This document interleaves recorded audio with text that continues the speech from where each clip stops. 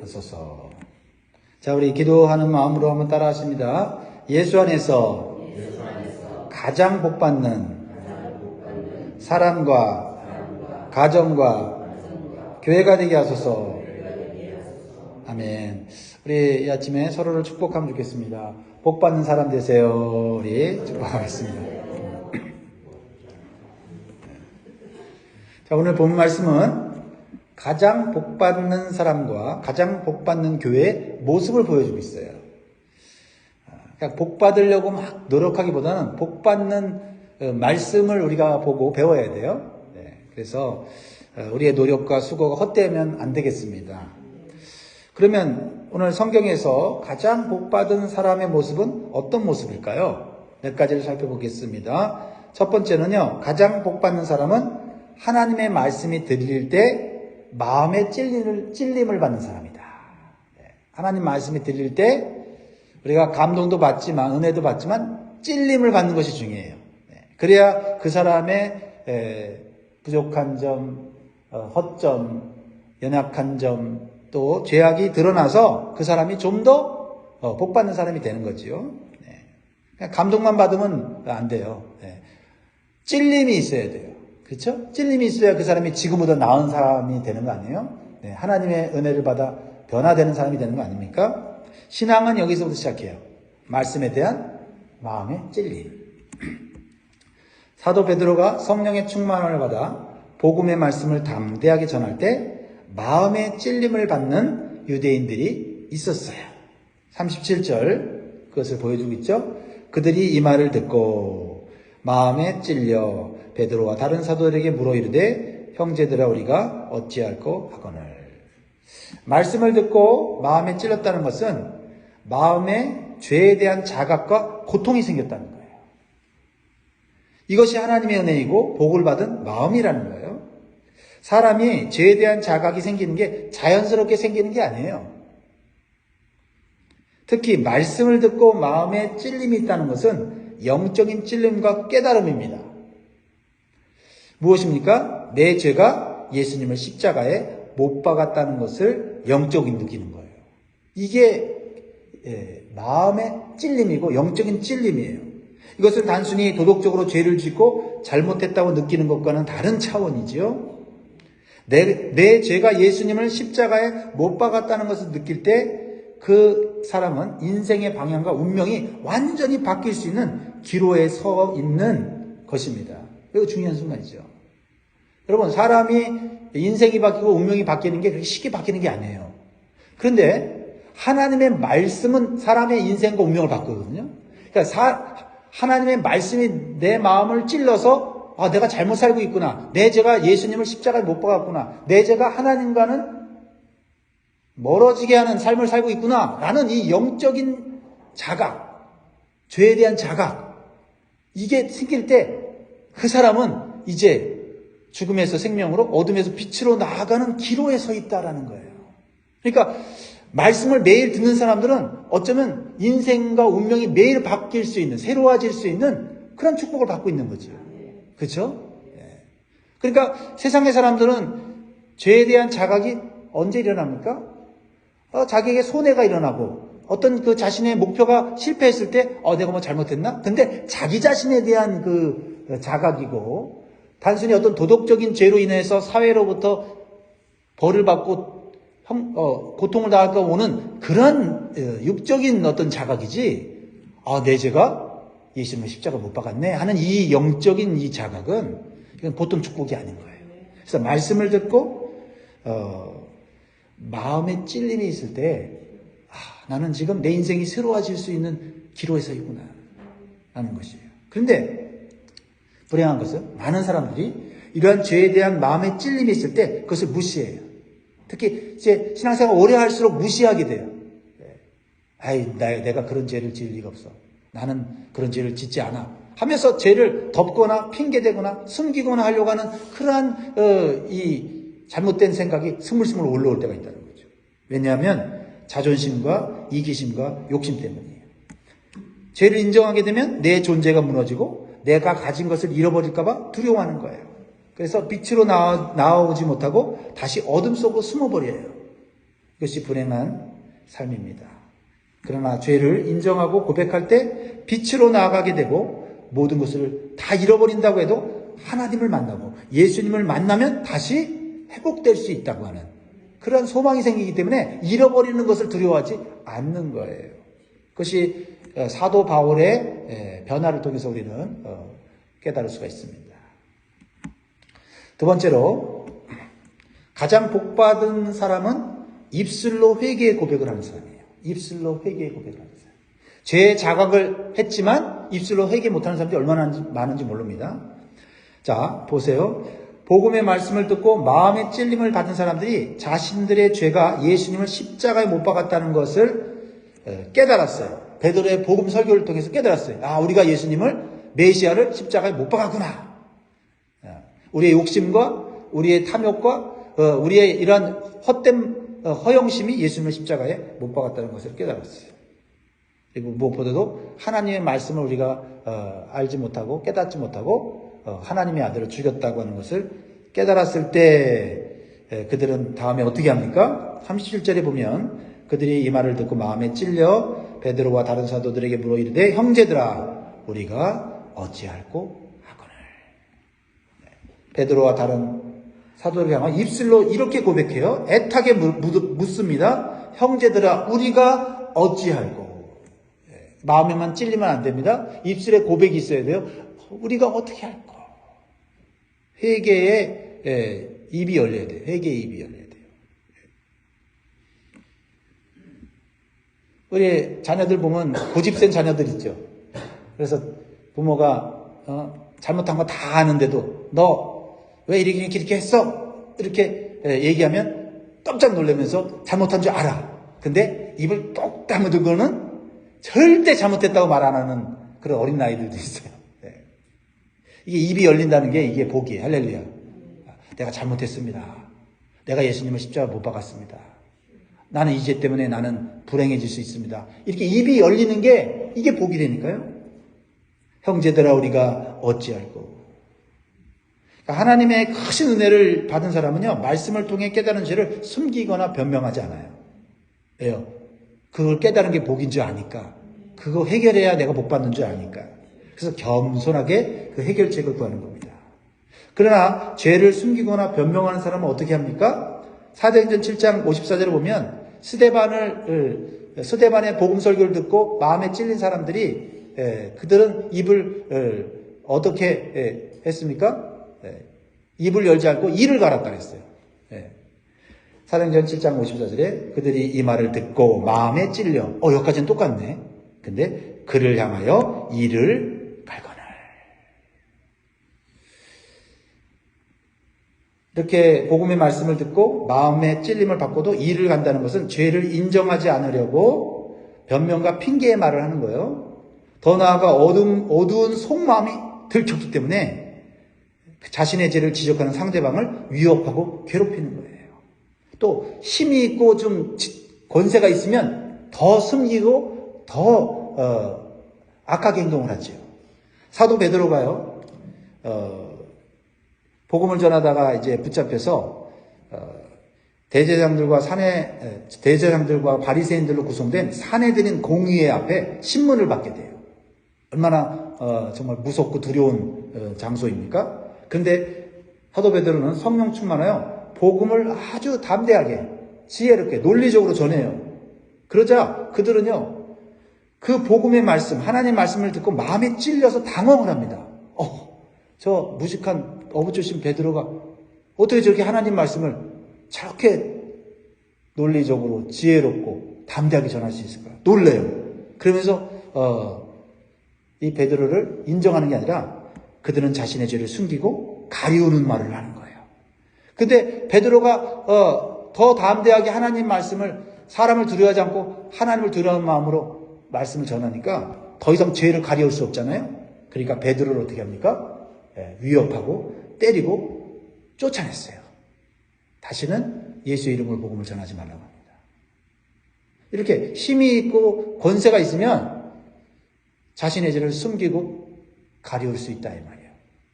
그런데 베드로의 첫 번째 복음을 들었던 3,000명의 사람들은 자신들의 죄를 인정하고 우리가 어찌할까 하면서 괴로워했어요. 여러분, 믿음이 좋다고 하는 거는 죄를 안 짓고 실수를 안 하고 항상 열정적으로 사는 것이 믿음이 좋은 게 아니에요. 우리는요, 하나님의 일을 하고 또 말씀대로 살려가다 보면 오히려 죄가 더 많이 드러나요. 예, 말씀의 거울 앞에 우리가 죄가 드러나잖아요. 그렇죠? 촛불을 앞에 가까이 가면 어두운 그림자가 커지듯이 오히려 예수님 잘 믿고 말씀대로 사는 사람들은 죄가 더 많이 발견돼요, 스스로. 그랬을 때 우리가 어찌할꼬 해야지. 내가 예수 믿은 지 오래됐는데 이 죄가 드러나면 다른 사람들이 나를 어떻게 볼까? 그러니까 그걸 자꾸 숨기고 그러다 보면요, 이중적인 사람이 되는 거예요. 그런데 이 복음의 말씀을 들었던 이 3,000명의 유대인들은 자신의 죄를 인정하고 우리가 어찌할꼬 이렇게 겸손하게 사도들 앞에 요청했을 때, 즉 기도했을 때, 하나님께 기도했을 때 기도에 응답을 주시는 거죠. 말씀에 해결책을 주시는 거예요. 그러자 사도 베드로는 회개하여 성령과 구원을 받는 복된 말씀을 그들에게 가르쳐 줍니다. 그게 38절 말씀이죠. 어떻게 솔루션을 줍니까? 38절 같이 읽습니다. 시작. 베드로가 이르되 너희가 회개하여 각각 예수 그리스도의 이름으로 세례를 받고 죄사함을 받으라. 그리하면 성령의 선물을 받으리니. 아멘. 이게 놀라운 해결책이죠. 40절 또 여러 말로 확증하며 권하여 이르되 너희가 이 패역한 세대에서 구원을 받으라 하니. 그렇습니다. 가장 복받은 사람은 누구냐? 스스로 깨끗하다고 하는 사람이 아니라 스스로 깨끗해지려고 노력하는 사람이 아니라 회개하여 성령 받고 구원받은 사람이에요. 그러면 성령 받고 구원받은 사람이 가장 복받은 사람입니다. 회개는요, 단순히 죄를 뉘우치거나 인정하는 것이 아니에요. 인생의 방향과 목적을 하나님께로 돌이키는 게 회개예요. 즉 혼자서 그냥 잘못했다고 후회하면서 그렇게 죄를 뉘우치는 것이 아니라 하나님 앞에서 죄를 회개하고 하나님 말씀대로 살겠다고 결단하는 것까지가 회개입니다. 아유, 내가 죄를 졌지, 잘못했지, 그것까지가 회개가 아니에요. 하나님 앞에서 하나님 말씀대로 이제 살겠습니다. 내 죄를 용서해 주십시오. 이게 회개다. 인생의 방향을 180도 바꾸는 것이다. 그리고 예수의 이름으로 세례를 받는다는 것은요, 개인적으로 회개한 사람이 공적으로 제사함을 받고 주님의 몸인 교회 공동체의 멤버로서 인정받는 것을 의미해요.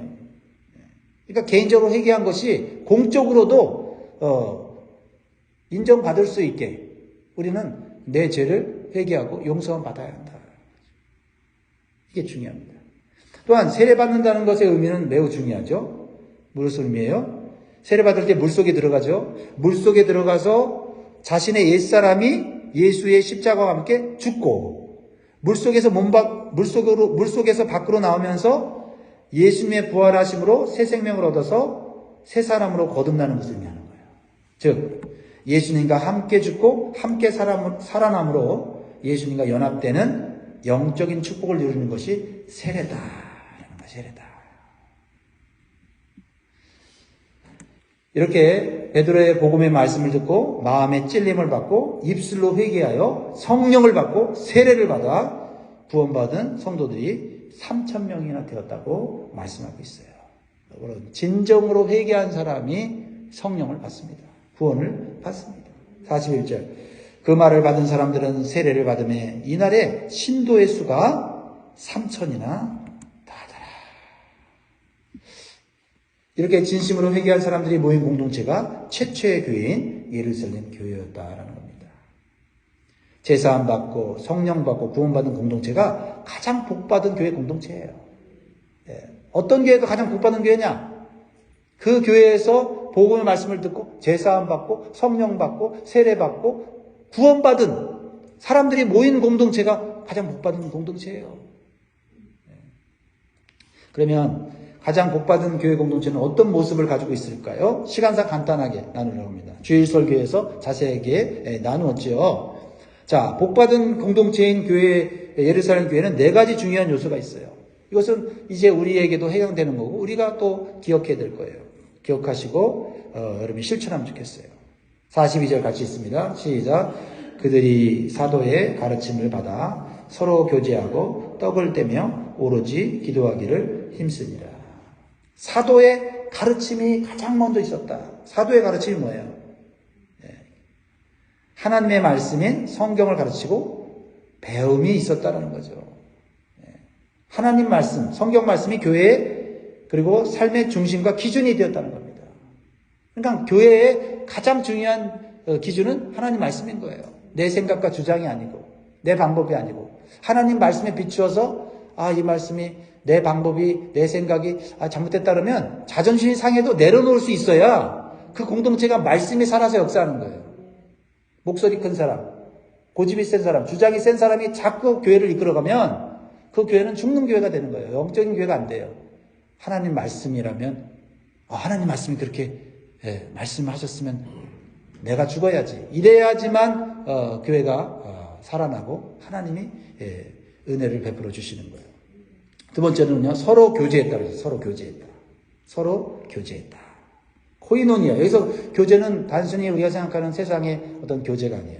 코이노니아. 그래서 코이노니아라고 말하는 거죠. 뭐예요? 육적인 그런 그 성장이 아니에요. 영적으로 성장하도록 지속적으로 권면하고 격려하고 섬기는 교제와 사귐이다라는 거죠. 그러니까 교제했을 때, 예수 믿는 사람에서 교제했을 때 뭐가 일어나야 돼요? 영적인 성장이 일어나야 돼요. 당신 때문에 내 믿음이 자랐어. 당신 때문에 내가 기도를 배웠어. 당신 때문에 내가 하나님을 더 사랑하게 됐어. 이런 어떤 영적인 열매가 맺혀지는 게 이게 교제, 코이노니아다. 세 번째 뭐예요? 사도의 가르침, 교제, 서로 교제. 세 번째는 떡을 떼었다라고 하고 있어요. 떡을 떼었다. 그러니까 모일 때마다 성만찬과 공동 식사를 했다는 거죠. 그 당시에는 이제 성찬식을 하면 끝난 다음에 같이 식사하는 것이 자연스럽게 연결이 되었어요. 그러니까 각 가정에서 돌아가면서 예수 이름으로 모여서 예배하고 친교를 했다는 거예요. 이게 예루살렘 교회의 성도들의 신앙과 삶이었다는 거죠. 그 다음에 네 번째로 뭐예요? 기도하는데 힘썼다라고 했어요. 여기 힘썼다라고 하는 것은 dedication, 헌신했다는 거예요. 그러니까 기도를 헌신한 거예요. 그러니까 기도하고 싶을 때만 하는 게 아니고 기도를 헌신했다. 좀 피곤하고 힘들고 어려울 때도 기도는 해야지. 다른 건 못해도 기도는 해야지 했다는 거예요. 이게 힘썼다는 말이에요. 자, 이렇게 했을 때 어떤 놀라운 현상이 일어납니까? 기도의 응답으로서 기적과 기사가 많이 일어났다는 거죠. 43절 같이 했습니다. 시작. 사람마다 두려워하는데 사도들로 말미암아 기사와 표적이 많이 나타나니. 여러분, 기사와 표적이 왜 많이 일어납니까? 기사와 표적이 많이 일어나게 해주십시오. 이렇게 기도해서 일어난 게 아니에요. 예수님도 이 땅에 있을 때 기적과 표적을 많이 일으켰는데 사람들이 예수님 보고 기적, 표적 보여주세요 그러면 안 보여주셨어요. 뭘 의미하는 거예요? 하나님 말씀대로 순종했을 때 기적이 일어나는 게 이게 옳은 거예요라는 거예요. 그러니까 우리가 하나님 기적 일어나게 해주세요. 표적 일어나게 해주세요. 이런 기도 보다는 하나님 말씀대로 살게 해주세요. 그러면 그 말씀대로 살다 보면 기적이 일어나는 거죠. 그래서 세상 사람들이 교회 공동체를 함부로 대하지 못하고 두려워했단 말이었어요. 사람마다 두려워. 이 두려움은요, 그냥 힘센 사람이, 돈 많은 사람이 막 권세를 부리고 그래서 두려워하는 게 아니라 이건 신적인 두려움. 와, 나보다 별 볼 일 없는 사람들이 모여서 교회 생활하고 있고 기도 생활하고 있는데 기적이 일어나니까 야, 이거는 그냥 이게 즐거워할 일이 아니야. 무서워. 그 무서운 게 뭐냐면 영적인 두려움. 하나님에 대한 경외심으로 나타나는 거예요. 그러니까 교회가 힘없는 사람들이 모여서도 함부로 하지 못하는 거는 하나님이 보호해 주시기 때문이다라는 거죠. 이 두려움이 있을 때 우리가 세상으로도 보호받는 것이지 우리가 스스로 보호받으려고 막 허리에 총 차고 막 팔 차고 그런다고 교회가 지켜지는 게 아니에요. 하나님이 보호해 주셔야 세상 사람들이 두려워하고 교회를 함부로 대하지 않는 거죠. 네 가지 요소를 기억하세요. 네 가지. 그렇죠? 사도의 가르침, 말씀 중심, 서로 교제, 영적 성장을 위한 교제. 떡을 떼었다 서로 모여서 예수의 이름으로 예배하고 친교했다는 거죠. 그리고 무엇보다도 기도했었다는 거죠. 그러면 좀 더 구체적으로 이제 마지막으로 나누고 있는 게 있는데, 성령 받고 구원받은 성도들의 삶은 그러면 어떻게 나타나지느냐. 이렇게 은혜 받고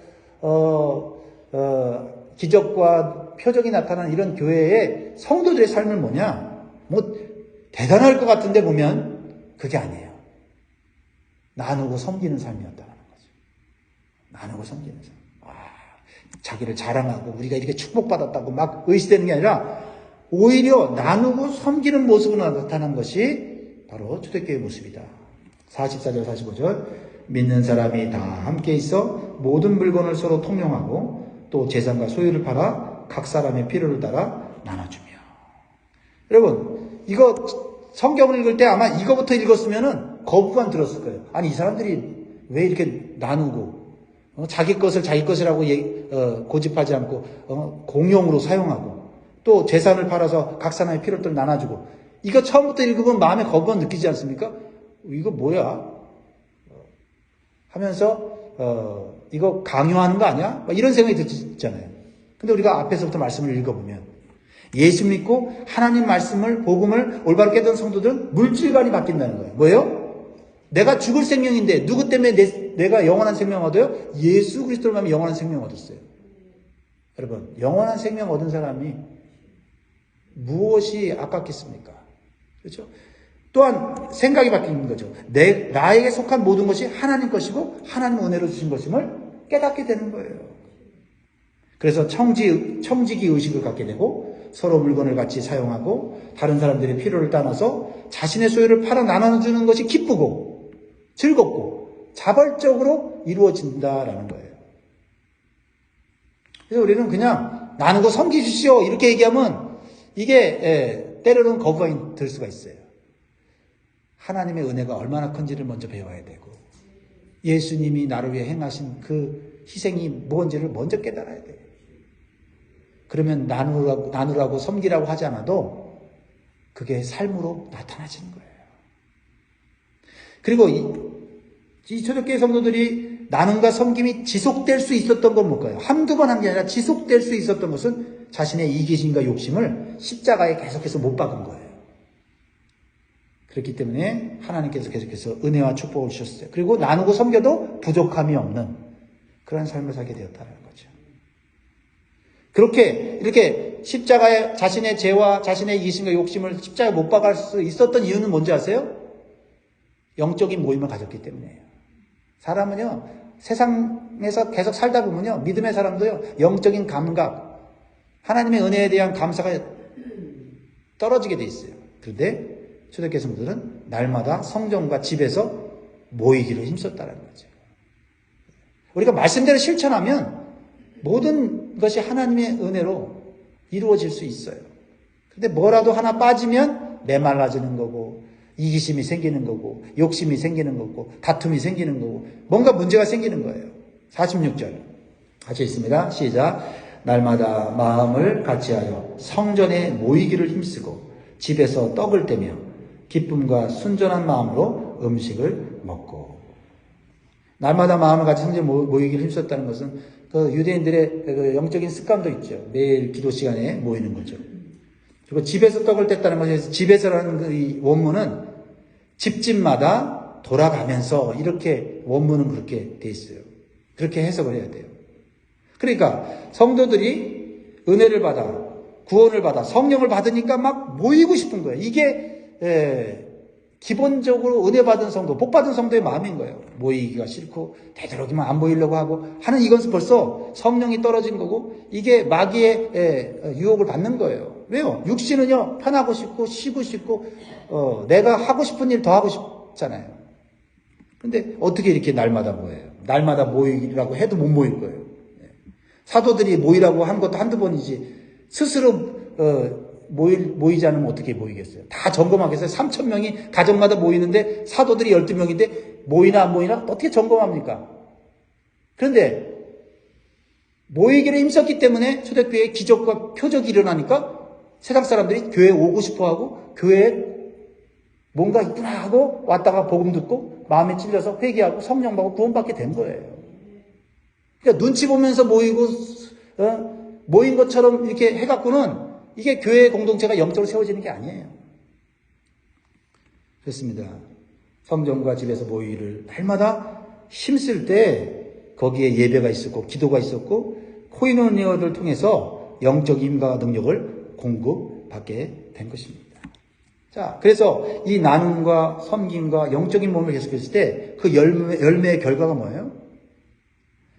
하나님께서 영광을 받으시고 주님께서 교회에 지속적인 부흥을 주셨다는 거예요. 부흥시켜주세요. 성장하게 해주세요. 이런 기도보다도 하나님의 말씀을 따라서 모이고 교제하고 나누고 섬기니까 하나님께서 전도하게 하시고 하나님께서 부흥케 하시더라 이 말이에요. 47절 마지막이죠. 같이 읽습니다. 시작. 하나님을 찬미하며 또 온 백성에게 칭송을 받으니 주께서 구원받는 사람을 날마다 더하게 하십니다. 뭐예요? 주님께서 구원받는 사람을 어떻게 하는 거예요? 우리 가정에 구원받는 사람을 더하게 하시고 우리 목장에 구원받는 사람을 더하게 하시고 우리 교회에 구원받는 더하게 하시는 거 내 노력, 내 힘으로 되는 게 아니에요. 오늘 이 부흥의 원리, 성장의 원리를 따라서 하면 돼요. 여러분 우리 교회가 잘하고 있어요. 여러분들 잘하고 있죠. 그러나 오늘 보면서 우리 목장은 우리 가정은 이게 좀 부족하구나 생각하면서 보완해 보세요. 마음에 찔리는 것을 여러분 보완해 보세요. 회개하고 실천해 보세요.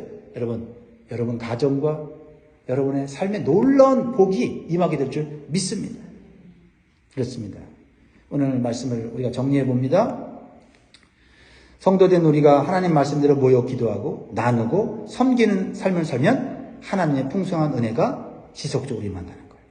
그리고 이러한 모습을 본 세상 사람들이 교회에 대한 호감과 감동을 받게 되고 성령께서 그들로 하여금 예수님께로 이끌어 주시고 교회로 이끌어 주셔서 부흥과 성장을 주신다는 것입니다. 사랑하는 성도 여러분, 오늘 말씀을 잘 기억하고 실천해서 복받는 성도, 복받는 가정, 복받는 우리 영광교회가 되기를 주의 이름으로 축원합니다. 기도하겠습니다.